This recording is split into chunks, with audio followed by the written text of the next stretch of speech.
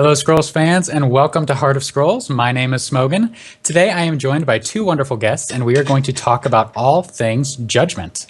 Last week we talked about the news about Scrolls release. This week we're going to focus a little bit more on a core experience, or at least what we hope will someday be a core experience for the game. We'll spend the first part of the show talking about some general Judgment tips and tricks. We'll pick the brains of our experts here and see what they think about how to be a better Judgment player. And then towards the end of the show, the second half, we'll go into an actual conversation about what we feel the format needs to be better in the future and how it can be more accessible for newer players. So our first guest that I'm happy to welcome is Blinky. Blinky hasn't been on the show in a couple of weeks, but we're happy to have him on for this one. Welcome to the show, Blinky. Thank you. Good to be back. Blinky, will you take a moment to chat briefly about your just overall Judgment experiences, how often you play and things like that? I didn't really play it that often, but recently, because I've tried to do some videos on it, I started playing again. And it seems a lot more people are playing it actually recently. I've seen a lot of Judgment action going on because they just want to stay away from ranks for some reason. So lots of Judgment playing going on. That's good. So you think that people are just kind of ready to be done with ranked until Waypoints comes out, and so they're getting their competitive niche on Judgment? Well, something's going on. Well, I'm glad to hear that. Whenever I look at Spectate, there's probably more Judgment games going on than ranked. Well, that's definitely different from what it used to be, for sure. Indeed. And then our second guest that hasn't been on Heart of Scrolls, I guess, since the release of Decay. So we're happy to welcome back from the dead Mr. Cubes. Thank you for joining us, Mr. Cubes. No problem, and thanks for having me. So yeah, well, my Judgment experience really much just consists of Judgment coming out, having too much gold, spending way too much gold, getting like the perfect decks, just trying to be as dumb as possible and just had fun with those. Yeah, as Blinky, I haven't really played Judgment a lot, been out of the community for a while, so I just started picking up when I came back, and it's a lot better now with Wild, and it makes some decks more viable, which I really enjoy. Anyways, yeah, I enjoy Judgment. I played like a fair bit. Not too much though. As much as most people in the community do, at least. No, it's not like when it first came out, when there were people that specialized in Judgment and did nothing but Judgment. I feel like there's just not the population to do that anymore. But we'll go ahead and get to the meat of the show. We'll chat about some general Judgment strategy things. So my first question for you guys is just overall, what are you looking for in a strong Judgment card? What makes you, when you see it pop up in that row of 4, what makes a card something that you want to pick?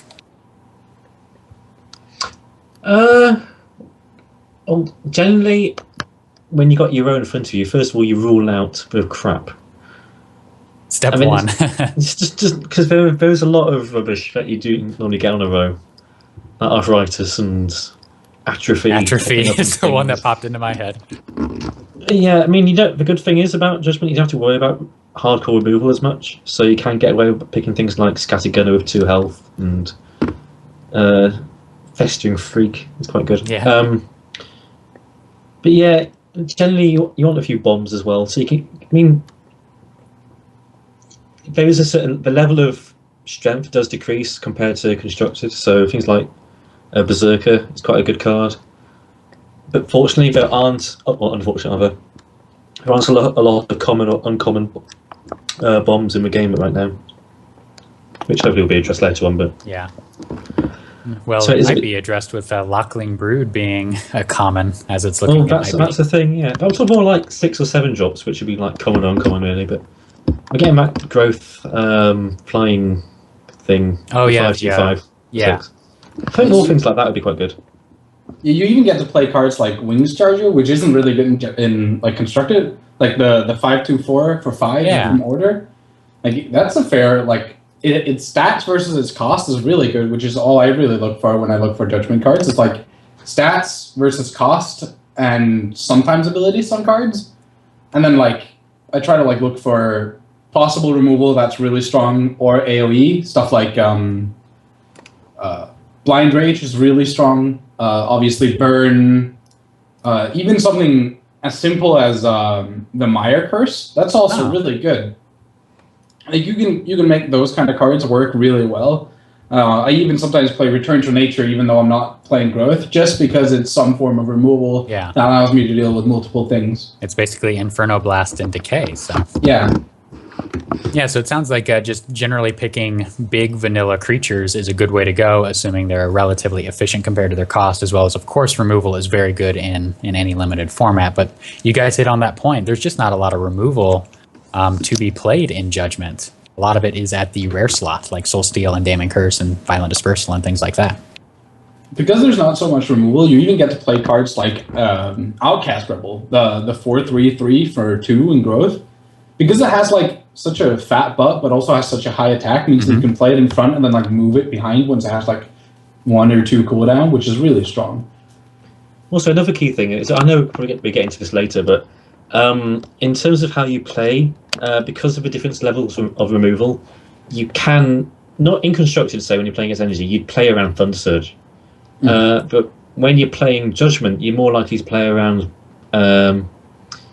Inferno Blast.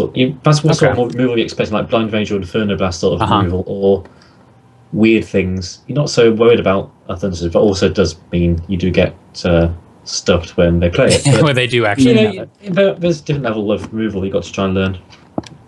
Yeah, you try and play around all those like cheap 1 damage removals, like Frost Scale, Infernal Blast. You try to play around even stuff like Frostwind is really good. Oh, interesting. Like Horn of Ages Frostwind, Horn of Ages, Horn of Ages. Horn of Ages is really good. Those kind of cards you kind of try and play around as much as possible. I'm sure that warms the heart of Mojang to hear that some of those more narrow scrolls that don't get a lot of love in Constructed are finding a nice home in Judgment and are, or at least decent picks, if not bombs themselves. Because I think that's the overall point. Yeah. So when you are looking at those bombs that we mentioned, so those cards that are so good that you almost certainly want to play that resource if you get them early, what are some of the strongest Judgment bombs in Scrolls right now? I would definitely say the Witch Doctor is like on the top of the list. It is so good. Like, because there's not this massive amount of removal in Judgment, you have these like, you play Witch Doctor and you're like looking at it and you're like, how do I deal with this? Like the normal answer to that is like playing like relentless units or spot removal to like take out the guy in front of it so you can like easily get to it, but it's really hard to deal with. So that, and then I really like Winged Shield and Wings Captain from Order. They're so good. And then stuff like Bombard, Rally is also really good. So those kind of things that are good and constructed, and because they're good and constructed, then when you put it into a format, it has less chance of them being like having a counter to it. Yeah, basically they're more powerful because there's less threats to deal with them. Yeah. So when I think of bombs, I look more at the uncommons and uncommons because that's more like what you're more likely going to get. Okay. So I think things like Sister the Bear and Gallant Defender are really high up. I mean, it's a 44 may not seem much, but it does take out pretty much any common. I mean, I'm looking at all the commons here. They've all got 4 health. I don't think any have got 5. So I can pretty much guarantee to take out anything. Cannon Automaton's pretty good as well. I love the Cannon Auto. Yeah, Armor. I mean, Decay's got some really good ones in uncommons like Lifestealer. And Cursemonger's brilliant as well, obviously, but just things like that. Blightbearer, I would say as well. But yeah, as I said before, there's no huge common uncommon creatures, so Iron Ogre, I would say, is probably up there as well. What can really deal with Iron Ogre in a Judgment deck? Not too much. At least at a decent trade. Most of the spell damage you have is just like 1 or 2. And most of the creature damage you're having is like 2 or 3 attack, so it would take a lot. Obviously, you've got your sort of Primal Move and Violent Dispersal and Damning Curse, but yeah, you can have like 1 of those a deck if you're in that. Yeah. So. Okay. And then, of course, there's cards like Rot Eater and Burn that are just really, really good overall. Yeah, but I'd also say like order spells like Focus and things, they're common. Yeah, that's true. And so you've got to be careful of that. So it's 3 damage, so I would say that's up there as well in terms of things. One of my favorite Judgment strategies was to draft whatever main color I wanted and then splash Order for all the focus and the Blessing of Haste and Pothers and things like that. I felt like that was a pretty effective. I'll splash Order for Imperial resources every day of the week. You can try.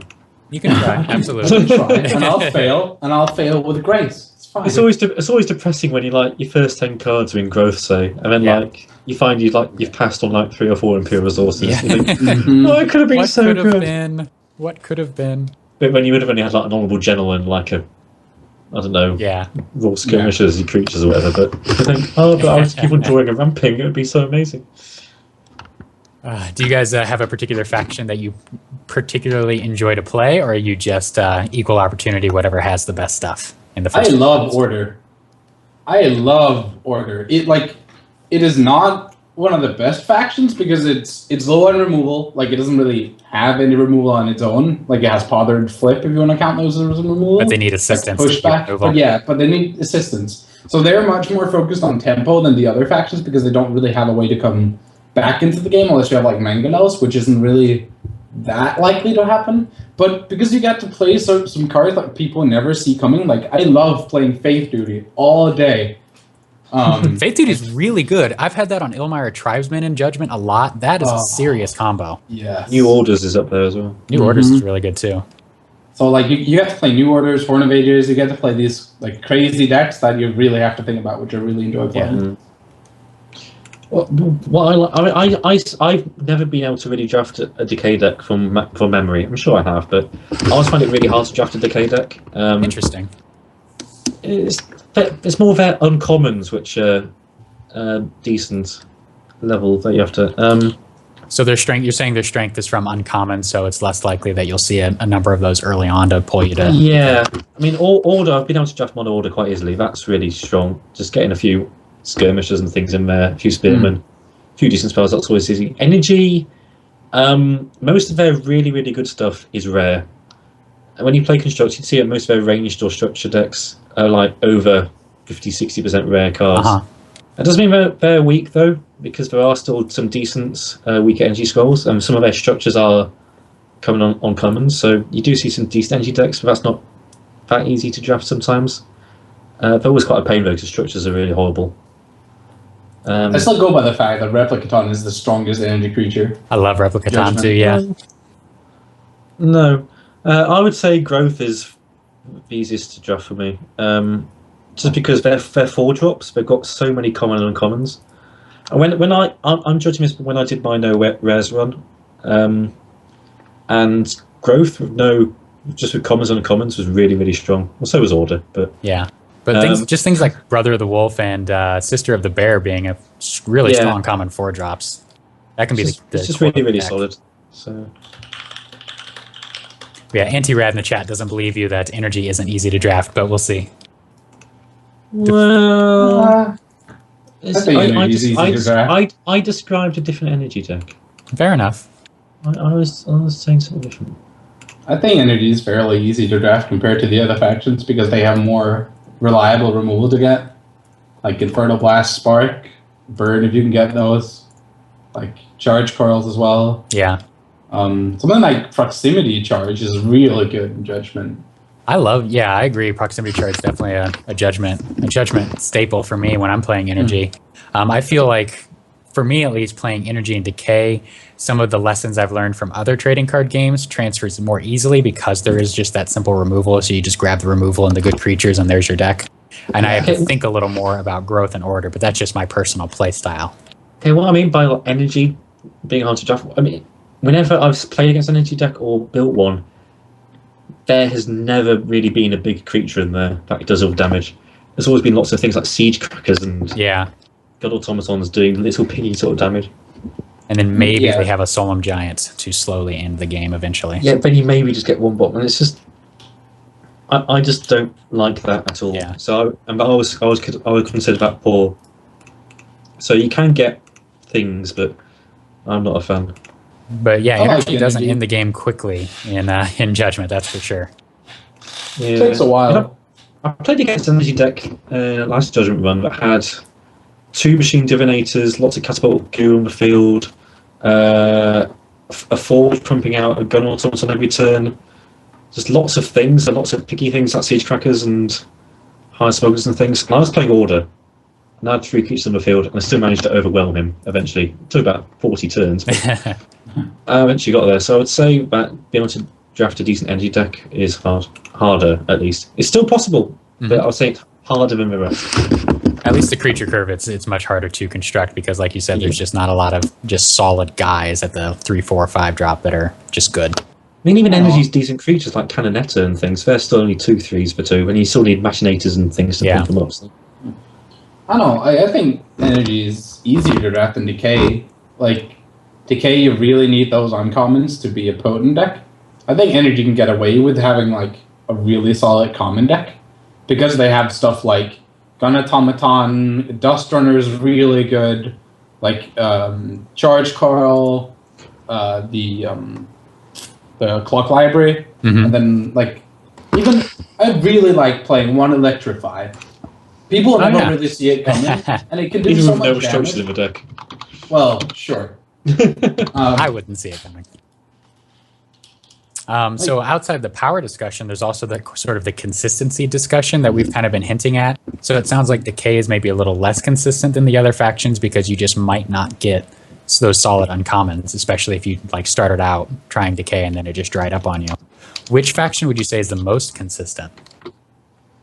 I think it depends on how you look at it. I would say that Energy is probably the most consistent deck, but that's because it goes like the games that the decks it creates have like such a hard time winning the game, but they have such an easy time controlling the board for a decent portion of the game. But I would maybe go as far as say as Growth is probably the most consistent good deck compared to the other factions that have like mediocre decks. More because like they have stuff at uncommon that just way better than everyone else's. Yeah. Like Veteran is clearly one of the best, yeah, if not the best card in the format. So you have stuff like Veteran. Earthbound Mystic is also really good. Then you get to play like some of the awkward enchantments. Like you can even play stuff like Vitral Aura. I actually play it sometimes, and then like Leeching Ring because like now it gives magic armor, so it's really good. And that really synergizes with a lot of what Growth does with the Wildlings and with the Earthborn Mystics and so on and so forth. Precisely. Even just cards like Frostbeard, I kind of like in Growth. They provide you with a high amount of power that tears down most things. While they are fragile, but if they're killed because there's not that much removal, they most likely give you like a Crimson Ball. Yeah, which is amazing. For me, when I'm playing, I always find the most consistent deck when I'm playing is Growth, but when I'm drafting, it's Order. I always find it easy to draft Order. Interesting. I don't find Order that easy to draft. That might just be me. Is it the strong utility that you find relatively easy, or is it just the sort of automatically good creature curve? A bit of both. There's just a lot of decent strong creatures in Order. Uncommons and commons, which are like mid-gamey, which is kind of what you have to. Even early on, things like Winged Soldiers and Duke and Infantrymen very easy to pick. So. And then how often do you guys try to go into multi-colors versus just playing, or I'm sorry, multi-resources versus just playing one resource? I don't try and go multi-resource if I can avoid it. Sometimes you just have to. I just follow what the draft is telling me. I normally splash cards, so like if I'm energy, I sometimes look to splash stuff like Focus and those kind of things. Like Focus, New Orders, Horn of Ages, to make up for the fact you have those lobbers. You have with New Orders you can move your structures, which is really good. And Focus you can like take advantage of the early costed like Gravelog Raider and Ash Runner. So like if I can get those kind of cards into my energy decks, I can like take those kind of cards like a bit higher and then make those work later down the line. But if I'm playing like when I play Decay and I see an unforeseen onslaught, I jump it immediately because I find it so funny to play Ragged Wolves with it. Like people never see it coming. I went so far as to a Judgement languiding my own creature to get the Relentless up. Really? Yeah. Wow. Well, that's really you draw a card off it too. So. I mean, I've just brought up the current Judgment deck I've got, which I couldn't remember drafting at all. But it is Order, and it looks seriously good. What's in it? Well, it's got a few creatures like Ancient Knight Crossbowman, which are common and uncommon. Duke Infantryman, which is common. It's got a few of those. Eternal Sword it's got as well. That's pretty insane. Yeah, Eternal Sword seems like it's pretty darn good in Judgment. Honourable General, Knight Scholar, Gallant Defender, Ducal Spearman, 2 Ducal Skirmishers, a Warding Stone, 2 Royal Skirmishers, Reversal, Infiltrate, Heritage, Eternal Sword. That's the 5-0 dream right there. Yeah. And then other things, Fleetness, 3 Pilgrim's Fleet as well. There's just so many like utility spells, which I would say about 6 or 7 of your deck when you're drafting order would be unused utility spells like Faith Blessing or Pilgrim's Fleet or New Orders. Those nifty narrow scrolls. Yeah. About how many creatures do you try to have when you're building these kinds of decks? About half. It really depends. Like in energy, I can go as low as like, as I said before, I made that I made a 5-0 or 5-0 dream with the energy deck that only played 4 creatures. It had like 2 Replicatons, 1 Dust Runner, and 4 creatures. Wow. 2 Replicatons, 1 Scout Automaton, and 1 Dust Runner.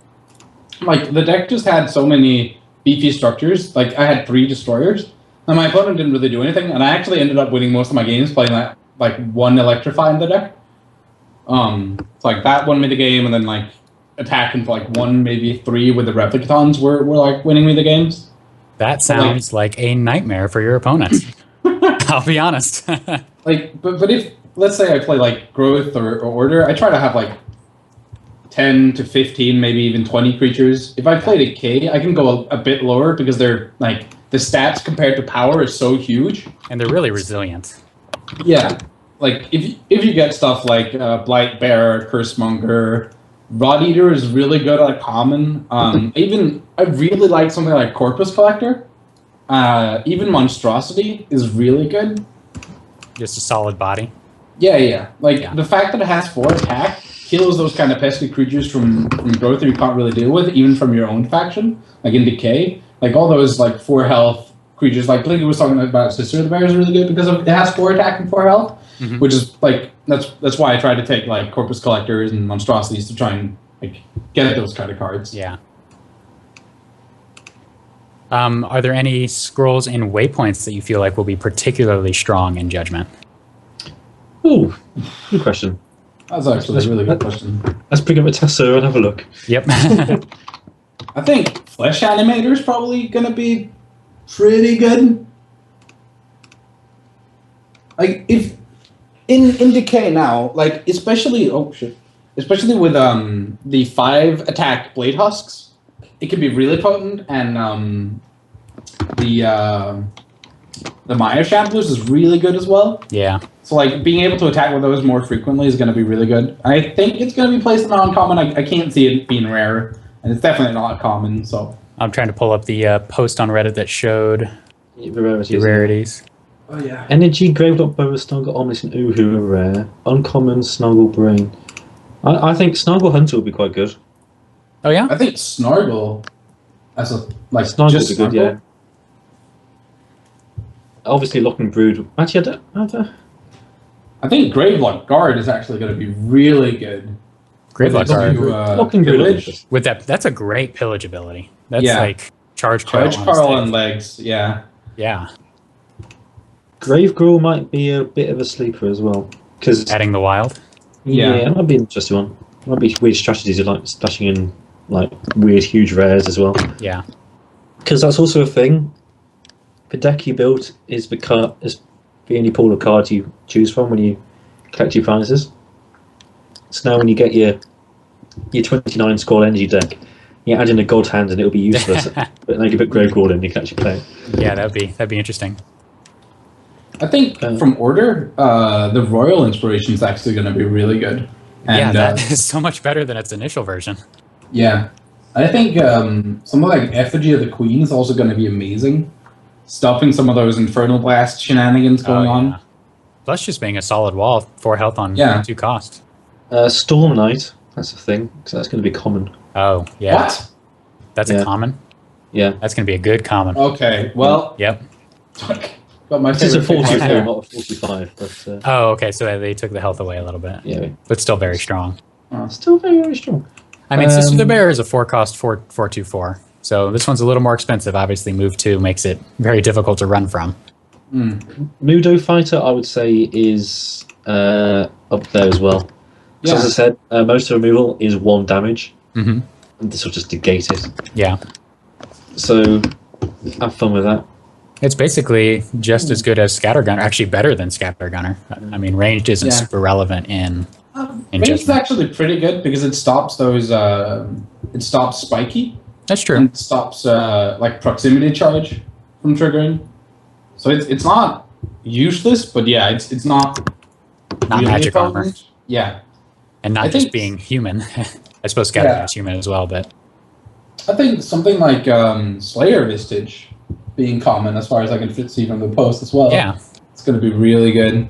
So do you guys feel that then Judgment's decay commons are going to make decay a little more consistent? Maybe. Maybe, yeah. It really depends because something like Revenant is not that potent because you can't be sure to have Harvesters or Scavengers or Rod Eaters. So Yeah.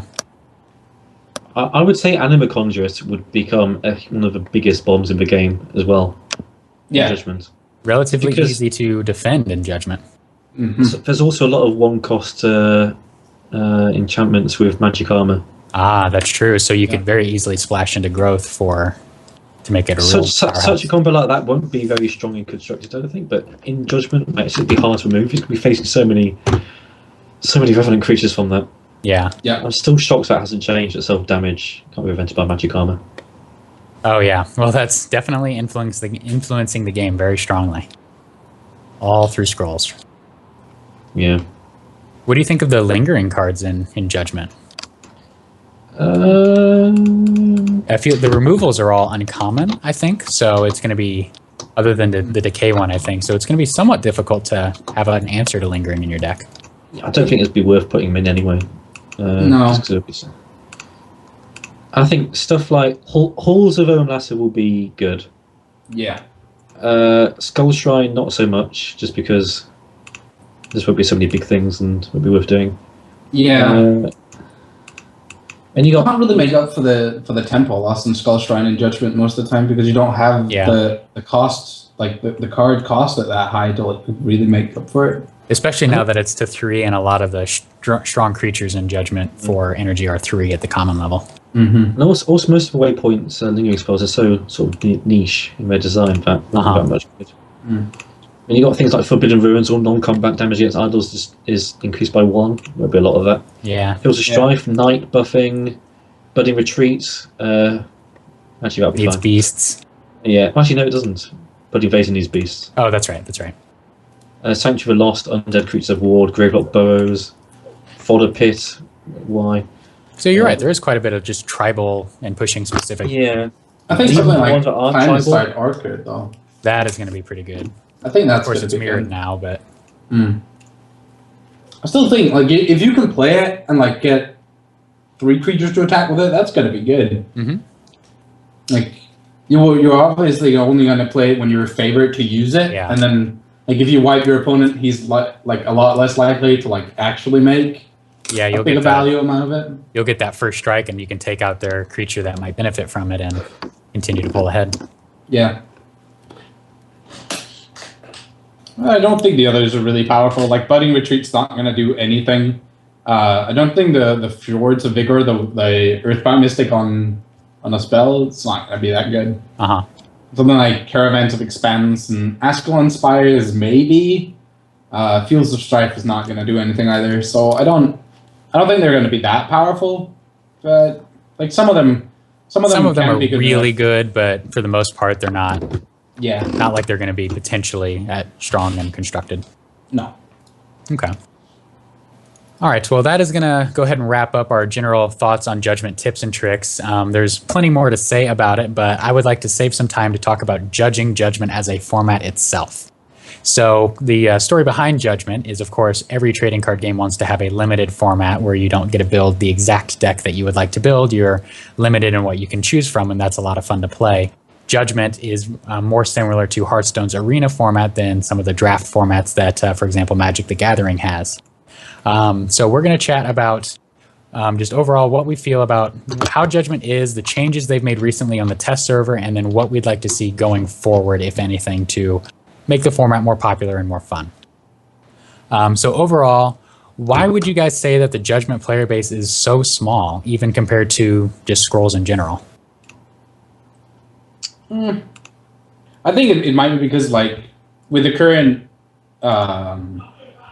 with the current reward system, you only get your gold back, and like the gold increase is so small for somebody that has all the gold cards. They might as well go and play Constructed, because that will essentially earn them more gold.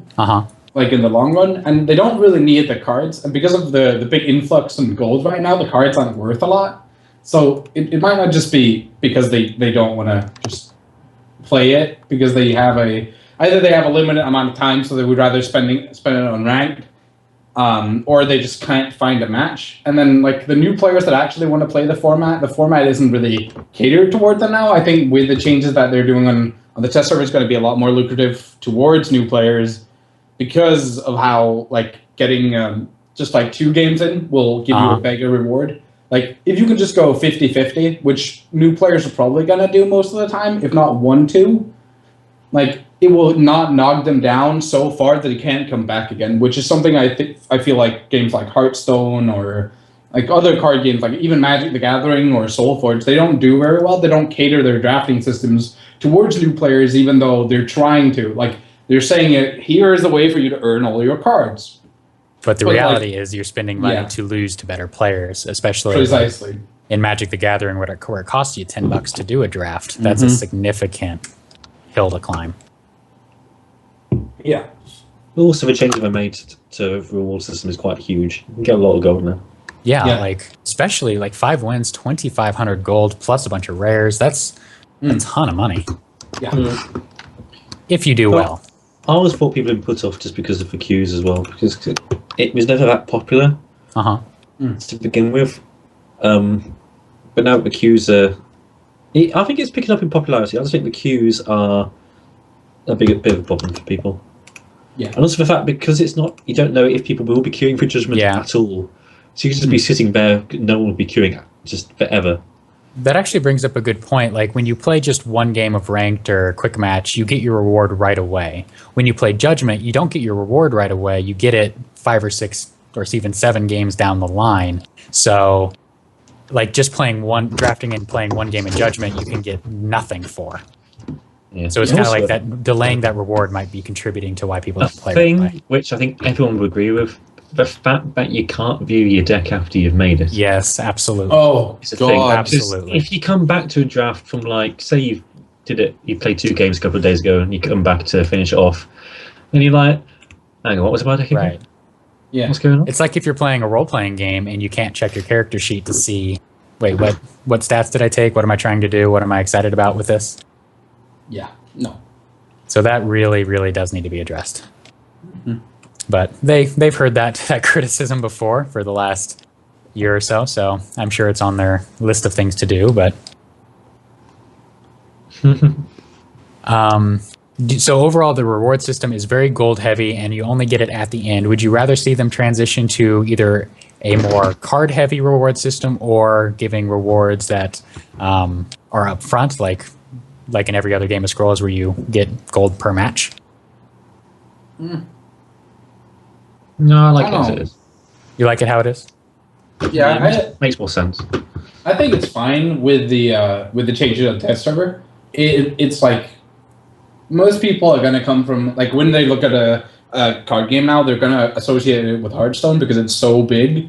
So like they've seen Arena, so they're most likely just going to correlate Judgment when they see it to Arena. So I think it's fine that we have the rewards like all built out in the end. I think that's completely fine.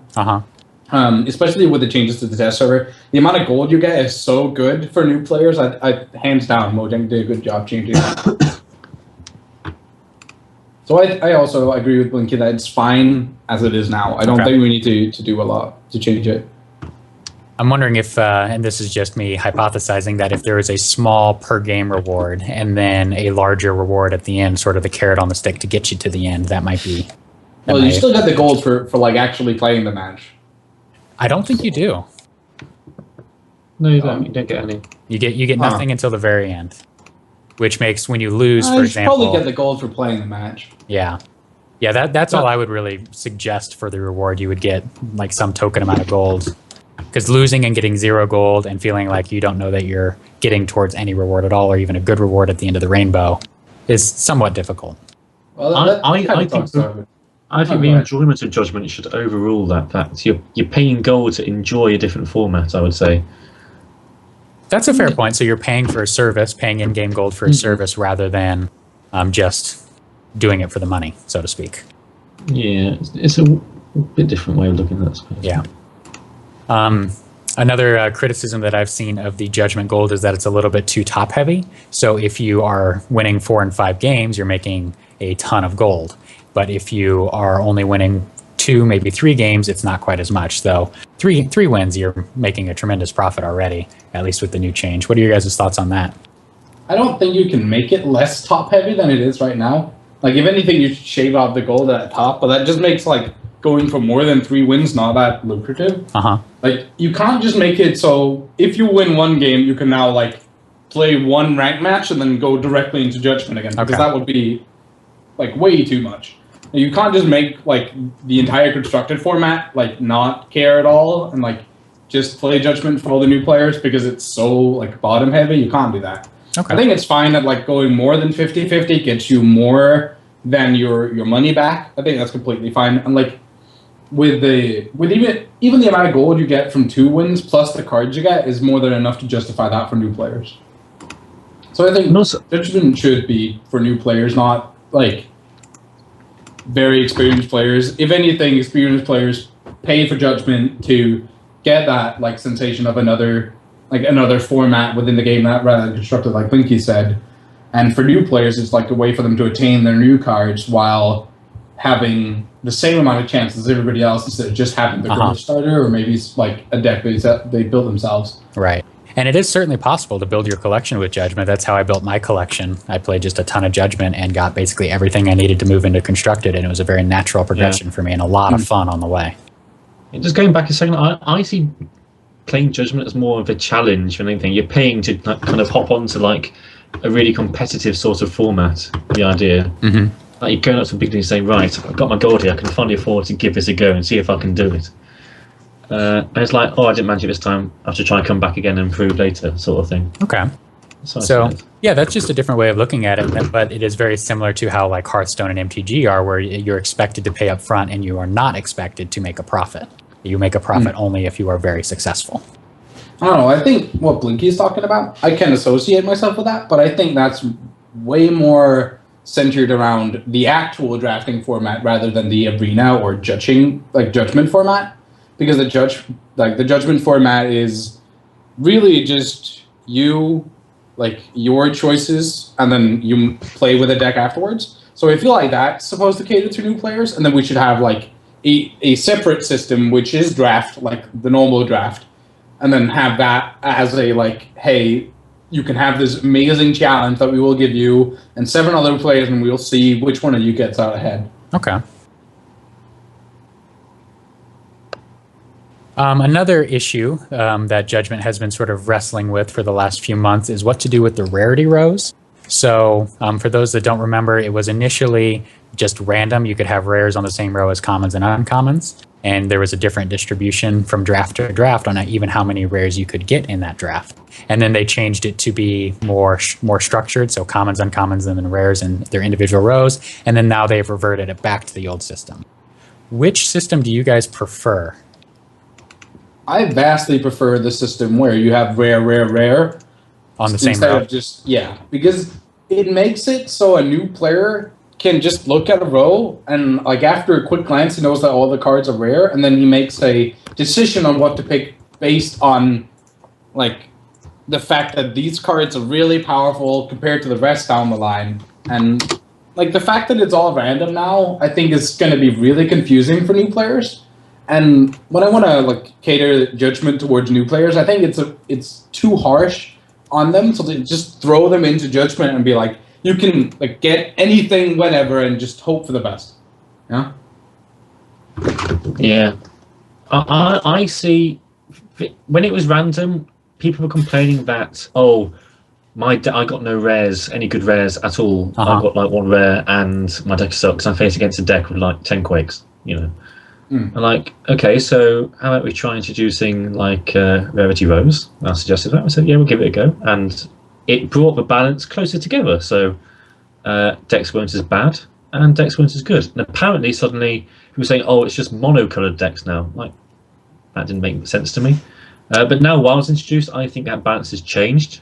Now multi-resource deck color Should I try again? Multicolored resource decks are doing fine now. So I think it's fine. They've decided to change it back. We'll have to see how it goes again. But I was for keeping it as it was. Okay. I know that I personally enjoyed it with the random rarities more, but I just enjoy that kind of variance. That's just my play style when I play games. I like things to be, even if it's unbalanced, I'm okay with that.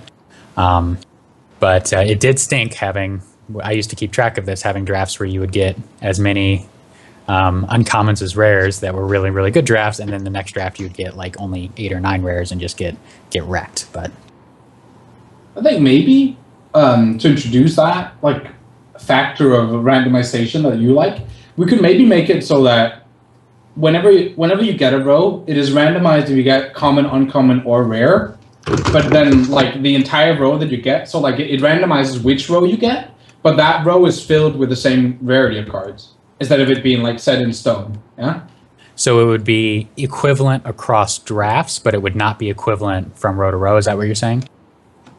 Yeah, essentially. What I'm saying is that like you're looking at, like, let's say you're looking at 3 rows. They might be common, common, common, and then the next row you get that may be uncommon. The next one is rare. But if like you got that, and then I look at rare, rare, rare, common, common, but there's a fixed amount of like rares and uncommon rows you can get. Okay. So like let's say you can get 5 rare rows and like 8 uncommons, and the rest is common or something. Like that's just arbitrary numbers, right? So just everybody has the same amount of rows of everything, but they come in like different order, just based on RNG. Okay. So yeah, there's still that element of randomness. It's not set that when you're going to get things. That makes sense. Well, at the moment it's structured like, is it rare, just rare, uncommon, common, common, rare, uncommon, common, common, something like that. Yeah. And the way they've reorganised it now is that it's random rows, so you can get like a common, rare, uncommon, common on a row, whatever going down. Maybe if they kept the rows the same rarities, but just remove the limit on how it's structured, so you could get 50 rows of rares or 50 rows of commons. That might seem a bit weird, but maybe it still works. I don't know. It might, yeah. That's not going to happen. You're not going to get 50 rows of rares or 50 rows of commons, but maybe a bit of variance. Yeah, you could do that, but we're essentially saying the same thing. You can make the rows randomized, but keep the row the same rarity. Yeah. Yeah. That makes sense. Let's see. So the last major topic that I want to make sure we have time for is to talk about what other limited formats we would like to see in Scrolls. I know, Cubes, you have sort of been a part of spearheading the traditional draft effort on the test server on Monday nights. Will you talk a little bit about how that's been going and how it's been playing in the Scrolls environment? It's actually been going better than I thought it would. The fact that everybody has every card definitely makes it easier to do, because we've had a lot of, like, not new players, but not very folks strong that just don't have either. a full collection. Yeah, like people that don't have a full collection just come in and be like, hey, what is this? I want to play. And then, like, every Monday so far, I have had 8 players around, like, 10 minutes at least after I started the event, which is really good. I think it's healthy that we get these kind of, like, different things. And I definitely want to see like a drafting system within Scrolls, so we don't have to go to like offsite web pages. And then go to the test server as well. Yeah, like if we just have a drafting format within Scrolls, we can like easily do it. Like we could do it on weekends, which is going to be bringing more people, which would make it more fun. We can even like not do events and just have like, hey, everybody just queue up at the same time at this day. Done. Right. What I would really like to see though is I like. From Magic the Gathering, they have these like phantom and non-phantom drafts, where phantom drafts are basically like you pay less to enter, but you like when you end it, you only get like the in-game currency. You don't get the cards. But then with a non-phantom, you pay more, but when you like end the draft, you get both the the prizes and you get the cards that you drafted. So every card you have picked up down the line in Magic, you then get. I don't think it should be that way in Scrolls. Maybe it should just be like it is now. You pick certain cards. I think that would be better because we can still make those two drafting formats queue up at the same time. It's just different people have different reward systems. Yeah, so that wouldn't split the community, is what you're saying. Yeah, that's nice. Precisely. We can just have them like be at the same queue, but just be two different prizings and two different entry fees. I would really like to see that in the game. Been spearheading that since Judgment came out, I think. And yeah, I'm really thankful to have the Scrolls Guide draft service available to make that even possible. Yeah, no, love to Sebastian. Great love. And I asked KB if we could have what's the word? Adjustable. That's a good word. An adjustable way so we can like change the number of packs, what's in the packs, etc. Just so we can mess around with the format a little. Oh yeah. So I think maybe the packs will need to be a bit bigger, slightly. Do you guys run like 3 packs of 15, or what do you do? At the moment, it's set to 10 packs like it is in game, and 8 packs. 8 packs of 10. Yeah, currently you just open a normal Scrolls pack, like the one for 1,000 gold. So you get 1 rare, 2 uncommons, 7 commons. Okay. The problem with that is that when you draft 8 people in Magic the Gathering, you normally draft 15 cards. Right. Minus balance of 14, and then you're 8 players, so you always see like at least 6 cards when the pack comes back to you. So you can make like decision based on this card will like nobody will pick because it's not good enough, but I still want it, so I'll pass it knowing that it will come back to me, which is called like wheeling something. Right. Which is really hard to do in the current format because we only have 10 cards, so you like get the worst 2 cards back. Right. Just so, like you end up with like golden skin and arthritis. You're like, oh, sure. Excellent. So basically, you might as well be drafting out of a much smaller pack because it's not going to come around to you. So that's why you're saying, Blinky, that bigger packs would be fun to play around with. Well, it's something we need to test to find out if it'll work. Yeah. We also like you have to try and like make the you have to try and make theories, like theory crafting around like how should the packs then be like divided? Because if you make like 9 card packs, is that just simply adding another common? Right. If you make 10 cards packs, so you're adding another uncommon. If you go to 15, do you have like 4 or 5 uncommons, maybe 2 rares in the pack and something like that? You know, that gives me an interesting idea. So we have this online format, so we can have custom packs, especially with a phantom draft format where you're only collecting gold and not the actual cards. They could theoretically have a make your own draft format where you can do, let's draft only rares, or let's draft out of these giant packs or something like that. And then there'd be a really cool variety in the draft experience. Also, another thing is that we have to build 50 scroll decks and not 30. Yes, that is a problem. That's a big factor. That makes cards like Atrophy. They're not bad cards. They're bad cards, but there are worse cards. Like I play Atrophy sometimes. Just to have something in your deck. Curse. Yeah. Like it's not bad sometimes, just like Atrophy, but it's like way worse in Judgment because 30 cards deck. Like I don't want to play that kind of card. It's too bad. Also, Atrophy. So set the attacks to naught. We should start a petition.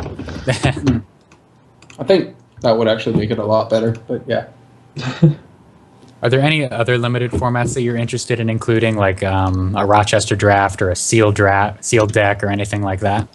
I wouldn't mind seeing a sealed deck, but the way I look at Judgment is I simply look at it like you're like trying to draft a sealed format. That's the way I look at this, like specific arena Judgment, these kind of formats. I can't really look at them other ways. I don't find them to be draft. Because I've been playing Magic drafting for so long. I still draft once a week on Magic the Gathering Online. So, like, I just find that drafting is, like, when there's that player interactivity and there not being that player interactivity is kind of awkward for me. Yeah. But yeah, no, I don't think we would mind having a sealed format, but we also got to be careful about introducing too many limited formats because we also want to keep the constructed play raise there.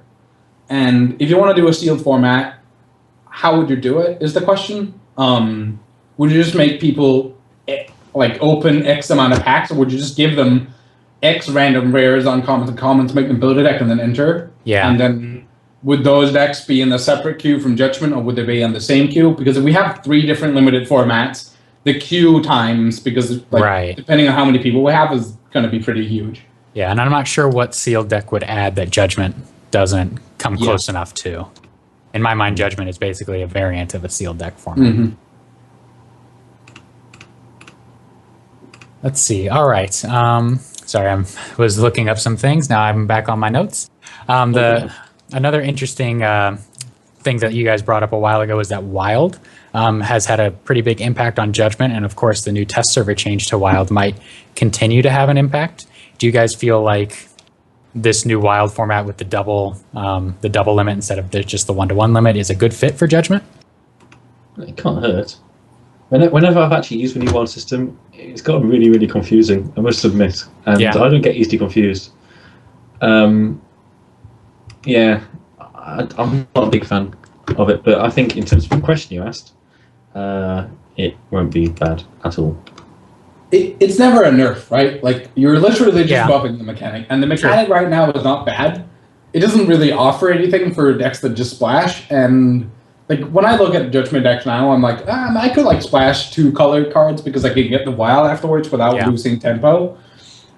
And with the other one, like, you can go to 3 costs, so you can maybe like splash like B growth and splash stuff like Windshield and stuff. Yeah. So it would make decks probably more diverse, but they won't change the overall way that you build your deck, because you're not gonna pick a Windshield over like a Sister of the Bear in Judgment. You're just not, because you can't rely on it that heavily, right? Because you lose that tempo going into order. You can't afford to have dead cards if you're only splashing, and it's hard to get that. The tempo lost in Wild is still an issue. Yeah, unless you're playing Imperial Resources. Unless you're playing Imperial Resources, that solves every problem in the entire game. Always. Any other general thoughts about what you'd like to see change in Judgment that we haven't brought up? No. I don't know. I think most of the... Oh, go ahead. No. Maybe experimenting with different sizes. So maybe adding another 5 packs, or another 5 rows which you can pick from. Interesting. Maybe increasing some away, or maybe number of rows you can see, or the number of cards on that row. I don't know. Or here's an interesting idea. Okay. You do your initial draft, you play a game, and then after that game, you get to draft a few more when building deck again and things like that. Oh, that would be interesting. So you'd have an evolving deck over the course of your 5 or 7 games. Yeah. So after a game, after a win, you get to draft another 5 rows or something. I don't know. And modify your deck and make some changes. Of course, you'd have to match up who's at game 1 versus game 2 versus game 3, but that's assuming we have the player base. That's an easy thing to do. I think that could be really interesting. I was a really big fan way back in the day. Magic Online used to do a league format where you would do a sealed deck and then open a new pack and add it to your deck every now and again, and so your deck would get slowly stronger over time. And I had a blast with that. That was so much fun. Right. Well, what do they call that? I can't remember. But yeah, no, it was really, really fun to do. Another thing I think at some point we could do when we get enough cards is the cube drafting that Magic the Gathering has been doing. I love cube drafting. I tried to... I've printed the entire cube out and tried to play with my friends. It is so good. I really love it. I think like once we get enough cards, which is like it's gonna be in the future, right? I think that could be a really good thing to do on like holidays or something to like introduce something very fun and exciting for like holiday season. So like a special edition draft format. Draft this cool format that will only be around for a couple of weeks. Yeah. So like the way Magic the Gathering does it is they have the normal cube, like the normal cube draft, which they have 1 week every month, and then they have like the holiday cube, which has way better cards in it. Like it has like the really good cards, like Black Lotus and stuff in it. So the really overpowered cards. Okay. But it's only around for like 1 or 2 weeks, maybe 3 on the holidays, which is normally winter and summer. And like there was one in, I don't remember. There was one more this year, but I don't remember when it was. So I'm sure everybody gets really excited for those. If nobody knows what cube drafting is, it is basically, instead of you draft from a set in Magic the Gathering, they have collected cards. So like they have taken cards from every set that fit really well together in like a 375 card pack or a pool of cards, and then you simply make 50 card booster packs out of that and divide those to the players. So instead of having a format or it is essentially drafting a specific set of cards instead of having like every card or a limited selection of cards. It is a specific selection of cards. Yeah, so it's like a customized draft format that is specifically designed to be fun to draft. So imagine having every single card of a game in front of you, and you pick, say, 10% of them as double something. Or you, if not less. Yeah, it's usually, I think, about 300 cards, I think it is, a Magic the Gathering cube, so something along those lines. Yeah. There was never really a bad card in Cube, because the cards are so good, but some cards are worse in specific situations. Well, that's bad for the format, like Magic the Gathering, the Jace. Jace the Mind Sculpture, I guess you mean? Well, no, obviously, but there was one that mills for free. Yes. I can't remember which Jace. That's not good for drafting, I don't think. Something's better going on. But, well, lots of things like... But just imagine if something like Burn was just an average pick rather than a pick. That's what Cube is like. If Star Wars goes on for 400 years... Someday, we'll get there. I like to think long term. Basically what I was saying is that compared to the normal power level of cards in Magic the Gathering, the normal power level of a card in the Cube is hilariously strong. Yeah. But combined, like some of the cards, you look at it, it's like, this is shit. This card is so much better. But it's like literally comparing Spark to Violent Dispersal, where they both cost 1. Like, it's retarded. It is so amazing. I love it's fun. All right. Well, I'm going to take the opportunity there to go ahead and wrap us up. So thanks for Cubez and Blinky for joining us. But before we go, I have an important plug to make. Cubez, will you talk a little bit about your Monday Night Draft League? Yeah. So it actually isn't mine, to be honest. It is Rats and Bunnies. Yeah, no, it is Rats and Bunnies, like baby, where Lancer and Billy started it, I believe. Then they needed somebody to take over, and I was like, I just joined the community again. I'm like, oh yeah, no, sweet, I'll do this. I did it back before I left. I came back and I started doing it again. And basically what it is we meet up every Monday at, what's that? That's 8 my time, and I'm at GMT +2 right now because of daylight savings. And then basically we meet up at Scrolls Guide and in the chat room draft on the test server, and then we just draft the format. If you don't know what draft is, come Monday, I'll explain it again. I also have a tutorial on my channel. Anyways, so we meet up, we do that draft, and what we're going to do now is we have just started Season 1. So what we're trying to aim for is whenever we have 7 different winners over the course of a season, we'll make a winner's draft. The sad thing is we can't just have it 8 because we can't inspect the draft that way, so one of the commentators actually have to draft to provide commentary for the entire drafting, unless we get one of the draft members to stream the event for us. But because it's so unclear when the next winner will be chosen, that might not be likely, so we're just trying to go with 7 winners this time around. So as soon as we get 7 different winners, we will then make a winner's draft where there will be prizes involved and everything. What we normally do on Mondays is just completely just for fun. We've now gotten Orangey. As a big thanks to Orangey, he's gotten to make us a badge on Scrollgear. So if you win a Monday Night Draft tournament, you will get a badge. Oh, that's cool. And then when the season ends, we have the winners draft, as we call it. If you win that, you get a special badge only for the ones that win there, and you get a prize pool. So we're probably going to do a prize pool for the first and second place of the winners draft, which I know Orangey has already, or not Orangey, I know Dragons has already donated 10,000 to the first one, 10,000 gold on the live server, which is amazing. Hi. So yeah, no, it's going to be amazing. I really hope it's going to go good. I hope most of you are going to come and check this out on Monday. I hope we can get 16 people together, even though that's probably not reasonable at the time frame we're doing it at. But I hope so. Cross your fingers. Well, it sounds pretty awesome to me, especially with a little bit of support from Orangey to get you some badges. That's neat. And then the last plug that I'll make is the Twitchmatic tournament. So this is the last week to sign up. So this is a tournament that's supposed to be very friendly for folks that are not hardcore Scrollgers. So make sure you check it out on Reddit and Scrolls Guide. The rules are fully posted. There are prizes even for those that do not do super well in the tournament. So y'all should join. It'll be fun. Yeah. It'd be nice to know how many people have registered for that, actually. Yeah, I don't know who's all registered. Need to find out. Need to know how many people. Yeah. So that is our show for today. Thanks for watching. Today's show, of course, was all about Judgment. Next week, we'll be talking more about waypoints specifically. My goal for next week is to have a show planned around predicting the metagame post waypoints. Hopefully, we'll have a better idea of when it's actually going to come out for that show, but we'll see. All right. So thanks to our guests, thanks to our viewers, and that's all I got. Go play some Scrolls. Bye. Bye, everyone.